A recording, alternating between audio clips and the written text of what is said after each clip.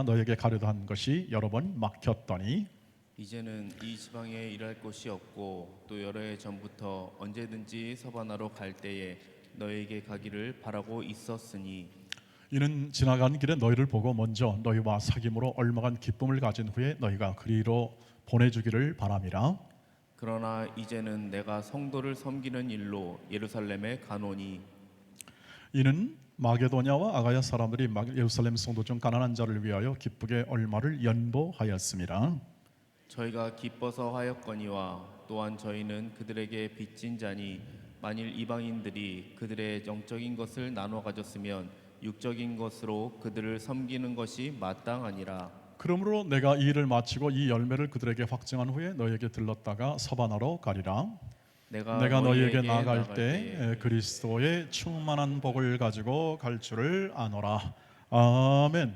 네, 오늘은 우리가 읽은 이 말씀이 이 바울이 어떻게 앞으로 선교 사역 혹은 전도 사역, 복음 사역, 자신의 소명을 이루는 사역을 어떤 지역에서 어떻게 할 것인가를 이렇게 구체적으로 기록을 그가 결심하고 이야기한 것을 기록을 했습니다. 여러분 아시는 대로 이 기록은 누가라는 사람이 기록한 기록입니다. 바울의 행적, 성령께서 바울을 통해서 역사하신 것을 기록하여 오늘 우리에게 들려주고 있는 하나님의 말씀이죠. 바울은 로마에 가기를 원했습니다. 로마는 그 당시 지금의 미국 이상으로 훨씬 더 강대한 영향력을 미치는 강대한 제국이었고 팍스 로마나라는 그러한 모든 길은 다 모든 평화는 로마의 평화에 있다고 할 만큼 모든 근간 그 당시에 나라와 제국의 모든 열방의 근간이 되는 그러한 나라였고 가장 막강한 나라여서 그 나라의 수도인 로마에 가서 복음을 전하는 것을 바울은 굉장히 원했습니다. 그러나 번번이 막혔다 그렇게 얘기를 하고 있는 것을 볼 수가 있습니다. 늘 마음의 소원대로가 되는 것이 아니라는 것을 알려주죠. 그러나 오늘 이 말씀은 동시에 그가 막혔지만 그러나 내가 그것을 포기하지는 않고 계속해서 나는 하나님이 주신 내 소명을 따라서 계속 이 땅 끝으로 이어지는 서바나까지 갈 것을 그렇게 생각합니다. 그래서 그 서바나로 가다가 이렇게 잠깐 로마에 들려서 너희와 기쁨의 교제를 나누고 너희가 좀 나를 좀 도와주어서 내가 서바나로 갈 모든 여행 경비나 모든 도움을 좀 주어서 너희가 그렇게 기꺼이 나를 서바나로 보내길 원한다 하는 마음을 전달합니다. 전달하면서 그가 그러나 내가 그거 얘기하기에 앞서서 먼저 이렇게 예루살렘으로 먼저 가야 할 일이 있다는 것을 얘기하죠. 그것은 곧 아가야와 헬라 지역에 있는 마케도니아와 아가야 지역에 있는 그러한 지금은 발칸반도 지역입니다. 거기서 사역을 했는데 거기서 세워진 교회를 통해서 그들이 헌금을 합니다. 헌금을 해서 예루살렘에 있는 연약한 자들을 돕는 그러한 구제연금을 해서 그 구제연금을 가지고 다시 예루살렘으로 갔다가 그 다음에 다시 이제 서바나로 가겠다 하는 그런 내용을 지금 그 바울의 이 선교 여행에 대한 그러한 그림을 이 누가가 지금 기록을 하고 있는 거죠. 이렇게 했습니다. 이렇게 하겠죠. 하겠는데 바울이 한 것을 통해서 우리가 이 하나님 말씀이 오늘 우리에게 뭘 보여주기를 원할까 하는 생각을 해보게 되는 거죠. 우리 하나님 말씀을 보시면 특별히 좀 주의를 끄는 것이 뭐냐면 이 말씀을 통해 주의를 끄는 것이 그들이 가지고 있는 이 마음가짐, 태도를 우리가 이 말씀을 통해서 확인하게 됩니다. 즉 기쁨이라는 단어인데요, 24절 말씀 보니까 이렇게 되어 있습니다. 이는 지나가는 길에 너희를 보고 먼저 너희와 사귐으로 얼마간 기쁨을 가진 후에 너희가 그리로 보내주기를 바람이라 됩니다. 교제 기쁨이 있어요. 26절 27절 보니까 이렇게 표현합니다. 마케도냐와 아가야 사람들이 예루살렘 성중 가난한 자를 위하여 기쁘게 얼마를 연보하였다 이렇게 얘기합니다. 마음들이 다 성도들이나 바울이나 전부 다 나눔의 기쁨, 교제의 기쁨 이런 기쁨들이 늘 이렇게 내재되어 있는 것을 확인할 수가 있습니다. 여러분 예루살렘으로 바울이 가길 원했고, 뭐 좋은 일로 가는 거니까, 구제연금을 가지고 돈 일을 가는 거니까 여러분 아마 그 마음이 편했으리라 생각하지만 절대 편한 게 아닙니다. 그는 예루살렘으로 간다는 것은 그를 집요하게 죽이고자 하고 그의 사역을 막는 그러한 무리의 근본 집단이 다 예루살렘에 있습니다. 호랑이 굴이죠, 호랑이 굴. 그를 막고 그를 죽이려고 합니다. 제거하려고 하는 거죠. 그 당시는 뭐 사람 죽이는 게 뭐 합법적이니 뭐 이런 로마법이나 이런 합법적인 이런 법적 테러는 있었겠습니다만 그저 힘 있는 사람, 권력 잡은 사람이 법이고, 그리고 왕정 시대이기 때문에 모든 이 어떤 지금과 같은 어떤 합법적인 그런 보호나 이런 것들이 구비되어 있지 않은 시대였습니다. 그저 모여서 힘을 만들고 그리고 자신들의 세력을 만들어서 그렇게 자신의 뜻대로 그냥 하고 모든 것을 행하는 그런 시대였기 때문에 바울이 예루살렘에 가서 나중에 실제로 이제 잡히게 되는데요. 이런 이 잡힐 것을 예상을 하고 지금 예루살렘으로 가겠다고 얘기를 합니다. 그런데 그 마음가짐이나 태도를 보면 이 모든 것이 전부 다 모두 기쁨 안에서 이루어지고 있다 하는 것을 그대로 이 누가는 보여주고 있죠. 즉 자원하는 마음, 그 다음에 기꺼이 하는 마음이 그 안에 전부 다 내재되어 있는 것을 그대로 얘기를 해주고 있습니다. 이게 어떻게 해서 이것이 가능할까요? 마케도니아와 아가야 사람들이 헌금한 헌금도요, 그들이 그냥 평온하고 아주 부유하고 잘 살면 좋겠습니다. 그러나 교회들이 예외 없이요, 초대교회들이 예외 없이 어려움을 겪습니다. 환난을 겪습니다. 마케도니아 아가야 지역에 있는 데살로니가 교회 같은 경우도 교회가요 얼마나 많은 환난을 받았습니까? 그러나 그 데살로니가 전서를 읽어보면은 그 내용을 고스란히 알 수 있는데, 그들이 모든 상황이 편한 상황이 아니고 안전한 상황이 아닌 상황 속에서 그들은 기쁘게 헌금을 하고 있는 것을 볼 수 있습니다. 돕고 있는 것을 볼 수 있다는 거죠. 바울이 마땅히 그것이 마땅하다라고 이제 이 말씀을 통해서 확인해주고 있지만, 그러나 그것은 보통 우리가 이게 상식적으로 판단할 수 해서 그냥 이렇게 우리가 남는 것, 그 다음에 이게 평온할 때 이렇게 좀 더 모아서 돕는 정도의 형식이 아니라 그들은 어려움 가운데서도 지금 돕고 있는데 그것을 기쁘게 헌금했다 이렇게 평가합니다. 평가하고 바울이 그것을 하는 거죠.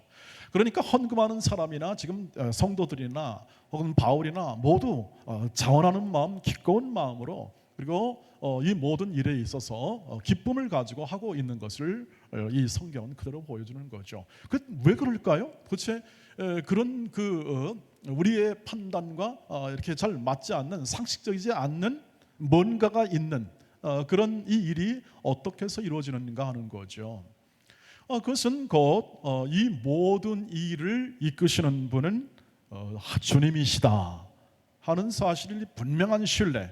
그러니까 이 로마서로 표현하면 은혜로 이 모든 일을 구원하시고 친히 모든 백성을 구원하시고 일하시는 하나님께서 각 사람을 통하여 일하시고 각 사람에게 은혜를 부어주시고 각 사람에게 자신의 생애를 주시고 삶을 주심으로 그 모든 일을 행하신다는 굳건한 믿음 아래서 나오는 기쁨이지요. 그 감사를 통하여 일하기 때문에 이런 기쁨이 나올 수가 있다 하는 것을 얘기합니다. 하나님이 일하신다는 것이죠. 하나님이 친히 일하신다는 것입니다. 하나님이 그 모든 일 가운데 이 모든 것을 절대 그냥 방치하지 아니하시고 모든 이 상황 속에 하나님이 일하신다. 이것이 바로 하나님의 은혜고, 이 하나님의 그 은혜의 일들은 유대인들이나 이방인들이나 그 모든 사람들이 전부 다 동일한 하나님의 은혜 안에 있다는 사실을 확인시켜 주는 이 바울의 행적이 그것을 얘기해 주고 있는 거죠. 하나 더 얘기하자면 바울이 그토록 이렇게 이 어려운 시기와 어려운 이 소굴로 들어가고 그 좋은 일을 하고자 하는 또 하나의 보탬이 되는 그러한 바울의 생각은 뭐였냐면, 그는 이방인의 사도였고 그 이방인의 사도 속에 담긴 모든 메시지가 유대인에 있는 예루살렘에 있는 유대인들과 동일한 메시지, 하나님의 은혜의 메시지임을 분명하게 확증시켜주기 위하여 그 어려운 길로 가는 거죠. 기꺼이 가는 겁니다. 하나님의 손길이라 이 뜻입니다. 하나님의 은혜의 손길로서 자신을 세워주었고 은혜로 세워주었고 또 은혜로 이 모든 일을 하게 했고 하나님의 은혜로 이 모든 삶을 살게 하신 그 모든 일이 모든 것을 행할 때에 감사와 기쁨으로 행할 수 있는 근거가 되었다. 이것을 통하여 하나님은 바울의 구원을 이루십니다.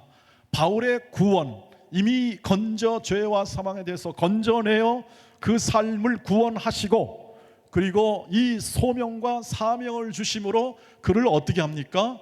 하나님의 자녀로 세워내시고 하나님의 자녀답게 온전하게 그 인격과 성품을 만들어내사 하나님의 영광을 찬송하기에 합당한 자녀로 만들어내시는 하나님이심을 믿었기 때문에 자연스럽게 돕고 나누고 섬기는 것은 그의 삶에서 자연스럽다 이 말이죠. 자연스럽다. 그것은 마치 유전이 인자를 받은 것처럼 자연스럽고 그것을 기꺼이 행할 수 있는 모든 겸손과 온유함, 이런 하나님의 특별히 자비하심이 그 마음 가운데 자리 잡고 있다는 사실을 확인시켜 주는 겁니다.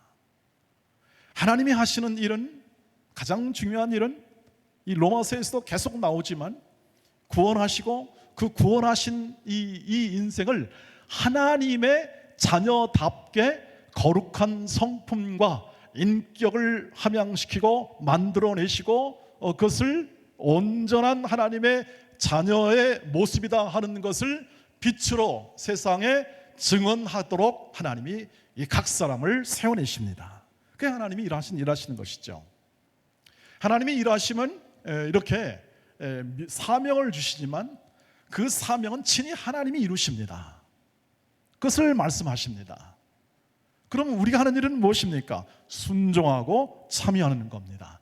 하나님이 행하심을 눈여겨보라는 것은 그 얘기입니다. 너의 힘과 너의 능력으로 되는 일이 아니라는 것이 구원의 가장 중요한 근거지 않습니까? 은혜라는 것은 바로 그것이고 그것을 통하여 너의 인생을 어떻게 빚어내시는가, 하나님이 친히 일하심이 어떻게 너의 인생과 너의 인격을 빚어내시는가를 볼 수 있고 거기에 참여하기 위하여 어떻게 합니까? 자비를 베풀어라 하는 겁니다. 그것을 예수님께서 직접 말씀하죠. 마태복음 5장 48절 말씀에서 보십시오. 같이 읽겠습니다. 시작. 그러므로 하늘에 계신 너희 아버지의 온전하심과 같이 너희도 온전하라. 산상수훈에 있는 말씀인데요, 예수님이 바리새인과 이 서기관들의 의보다 더 나은 의, 삶 혹은 성품, 이런 것들을 얘기하면서 하는 겁니다. 너희가 하늘 아버지의 온전하심 같이 너희도 온전하라고요. 이걸 완벽한 perfection, 이 완전함으로 성경은 번역하기도 하지만 이 온전함이라는 것은 균형 잡힌 것, 회복된 모습, 하나님의 형상대로 회복된 모습의 의미를 얘기합니다. 완벽함에 다가간다는 것은 이 세상에 있을 수 없습니다. 어디 세상에 완벽함이 있을 수 있겠습니까? 하나님이 완벽함을 요구한다고 생각하면 그때부터는 율법주의로 갑니다. 갈 확률이 많습니다. 우리 사람이 약해서 말이죠. 여기서 온전함이란 뭐냐면 하나님의 성품을 닮아가라는 뜻입니다. 하나님의 성품, 거룩하고 선하고 아름답고 그래 온유하며 겸손하고 인내하고 이 모든 것들을 다 포함해서 사랑이라고 그러지 않습니까? 고린도서 13장에 있는 것처럼 이 성품과 거룩한 그것을 닮아가라는 거죠. 그것이 형성되고 우리 내면과 우리의 삶에서 인격에서 형성이 되고 그리고 그 형성된 이 거룩함과 자비로움과 그 율이 어떻게 합니까? 자연스럽게 표현되는 겁니다. 자연스럽게. 그냥 기껍지요. 기껍게. 이것을 보다 조금 더 말씀드린 대로 설명한 것이 누가복음 6장 36절이에요. 우리의 이 삶에 하나님이 우리 안에서 일하시고 우리 삶의 목표로 삼는 것이 분명 이 온전함이라는 것, 우리가 하는 일보다 일을 통하여 궁극적으로 나아가고자 하는 건 뭐냐면 온전함이다 하는 거죠. 그 온전함이 다른 말로 표현하면 자비입니다. 누가복음 6장 38절 말씀, 36절 말씀 보시죠. 같은 내용인데 누가는 이렇게 표현합니다. 같이 읽어보시죠. 시작. 너희 아버지의 자비로우심 같이 너희도 자비로운 자가 되라. 이것을 율법이나 규정, 의무, 너는 이렇게 윤리나 도덕적으로 이렇게 자비로운 자가 돼야 마땅하다, 이런 말씀으로 말하는 것 넘어서 포함합니다만, 우리가 윤리로 살아야 되니까 포함합니다만, 하나님이 근본적으로 얘기하고 지금 하나님이 우리 안에서 일하시는 근본 이 목적은 뭐냐면, 자비로운 사람, 자비로운 마음을 가진 사람을 하나님이 만들어내시기 때문에 어떻게 한다고요? 자비로운 자가 되라고 하는 겁니다. 그래서 하나님의 말씀은 초대입니다. 초대. 율법과 규정을 통해서 너는 이렇게 해야 마땅하고 그게 바로 너의 의무다 라는 것은 우리의 전통과 우리의 모든 믿음의 선배들이 행했던 삶의 축적을 통해서 그렇게 사는 것이 좋다 하는 유익성을 가지고 있는 것이 사실입니다. 그리고 우리가 살아가려면 이 땅에 있는, 이 세상에 있는 사람들이 지키는 윤리와 도덕으로 살아가는 그 삶의 내용이 필요합니다. 당연히. 그런데 성경에서 말하고자 하고 하나님이 빚어내시고 하자는 것은 뭐냐면 자비로운 자를 빚어내는 겁니다. 성품, 인격. 자비한다는 것은 여러분 아시겠습니다. 넉넉한 마음으로 관용할 수 있고 용서, 긍휼이 포함된 개념을 우리는 자비라고 표현하죠. 그래서 자비와 긍휼이 항상 함께 갑니다. 이것은 하나님의 거룩한 성품입니다. 하나님이 가지고 있는 우리를 향한 거룩한 성품이에요. 하나님은 성품대로 일하시지 않습니까? 우리도 하나님을 닮아 자라가는 겁니다. 자라가는 겁니다. 자비로운 사람이 되는 겁니다. 긍휼에 풍성한 사람이 되는 겁니다. 그러려고 주님이 십자가에서 죽으신 것이죠. 구원시켜 놓으시고 우리를 이 죄와 사망의 모든 영향 아래서 건져내신 다음에 어떻게 합니까? 하나님의 자녀답게 살아라, 하나님의 자녀로 커라, 하나님의 자녀의 온전한 자가 되라는 것이 지금 예수님이 하신 말씀이죠.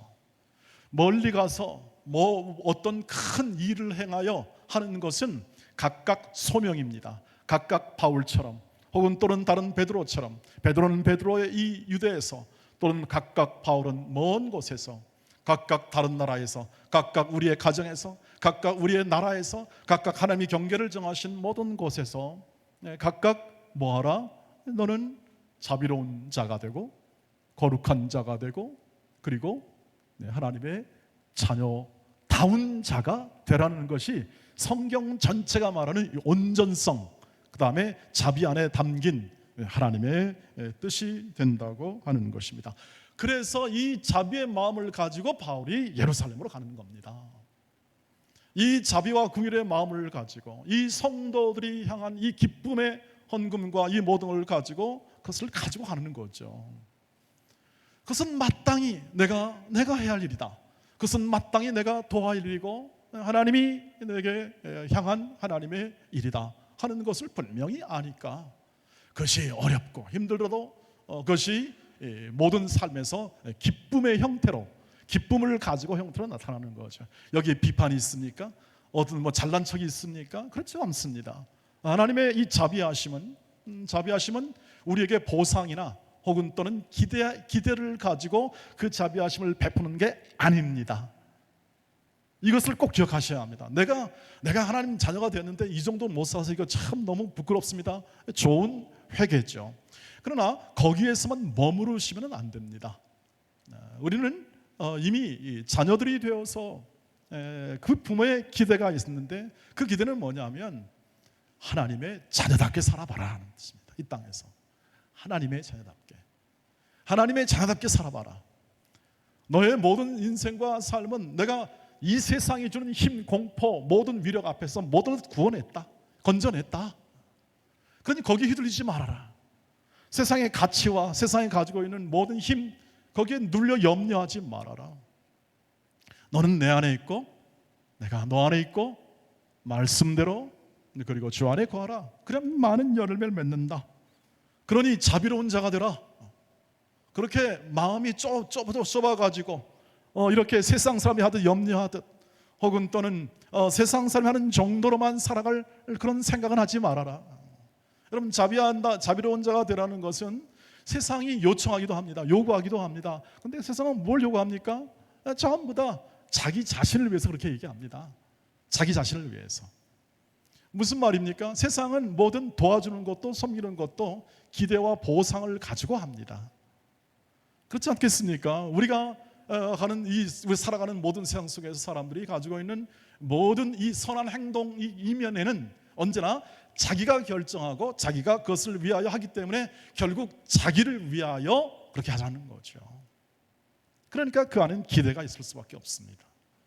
그리고 때로는 보상도 그 마음 안에 담겨 있습니다. 나는 이렇게 해주는데 너도 이 정도는 하는 게 마땅하지 않냐 하는 것이 우리가 말하는 그런 기대 중에 하나이죠.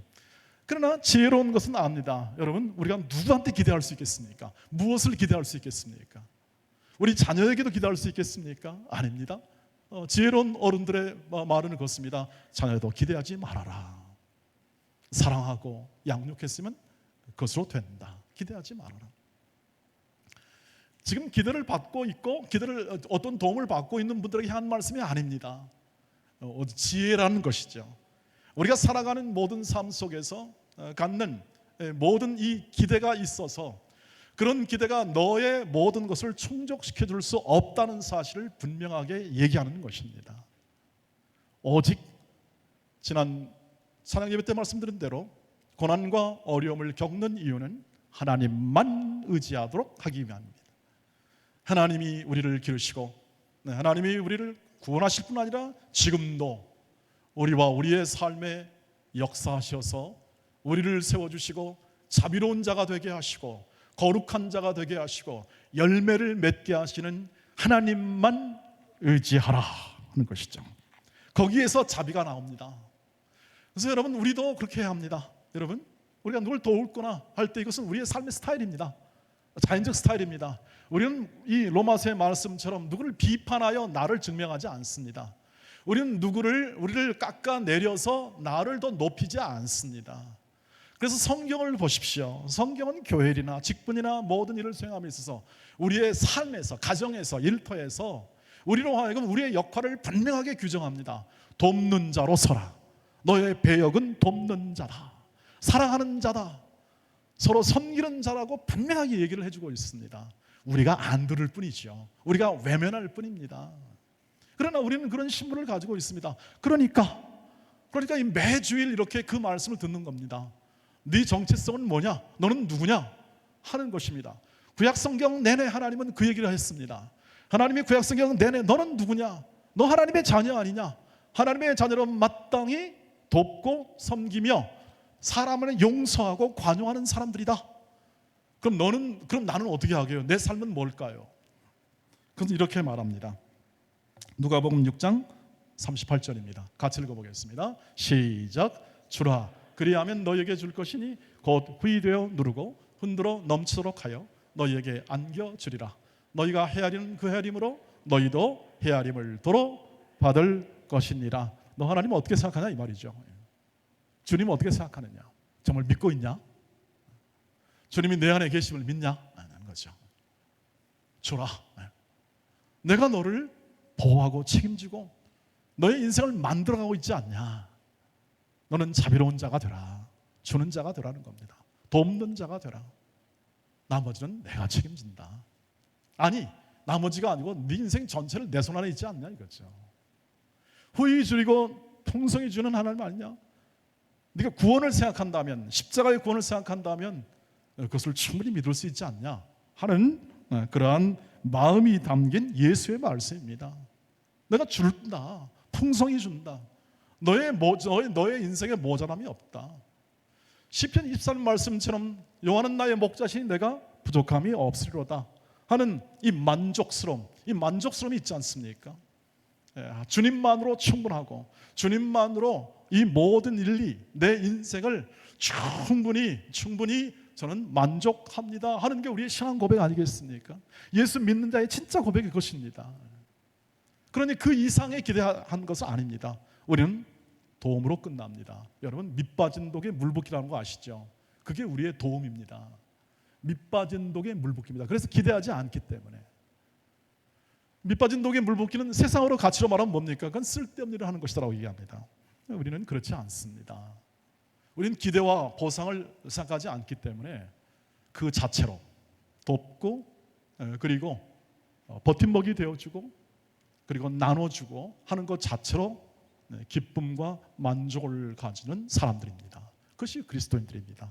그것이 타협하지 않는 하나님, 우리를 그냥 세상과 똑같은 바리새인과 서기관들의 윤리와 똑같은 정도로만 하지 않고 죽음으로써, 희생함으로써 이 모든 비판과 이 모든 모욕과 수치를 끌어안고 죽음까지 걸어가서 우리를 구원하시고 구원하신 예수 그리스도가 지금 오늘 우리 안에서 행하시는 일입니다.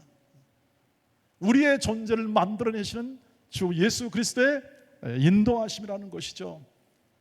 그러니 그 안에서 다가오는 우리에게 하라고 주신 일들, 이들은 무거운 것이 없습니다. 무거운 것이 없습니다. 우리에게 향한 것은 다 복된 일입니다. 바울이 신령한 것을 가지고 내가 너에게 나간다. 무엇입니까? 주 예수 그리스도의 복음이지요. 주 예수 그리스도이시죠. 그가 사랑하고, 그가 감사하고, 그가 그의 뜻을 받들어 일평생 자신의 생애를 드려도 아깝지 않고 감사했던 예수 그리스도, 그분이 신령한 복이었습니다. 그의 마음 가운데 있었던 이 자비와 긍휼의 마음, 그의 마음을 그렇게 형성시켰던 주 예수 그리스도를 따라 그의 인생의 삶이 그토록 오늘 우리에게 도전이 되고 감사가 되고, 그 일로 인해서 우리가 그가 겪었던 어려움과 고난 속에 온유함과 겸손, 이 모든 일이 결국 기록이 되어 오늘 우리에게 들려주게 되고, 하나님의 뜻을 밝히 이해하는 길잡이가 되어 오늘을 사는 우리에게 자비로움이 무엇인지, 진정히 돕는 것이 무엇인지, 우리의 정체성에 대한 분명한 얘기를 오늘 우리에게 해주고 있는 것입니다. 사랑하는 우리 온동원의 가족 여러분, 우리는 삶 자체로 돕는 자입니다. 삶 자체로 서로를 사랑하는 존재로 하나님이 키워내시고 계십니다.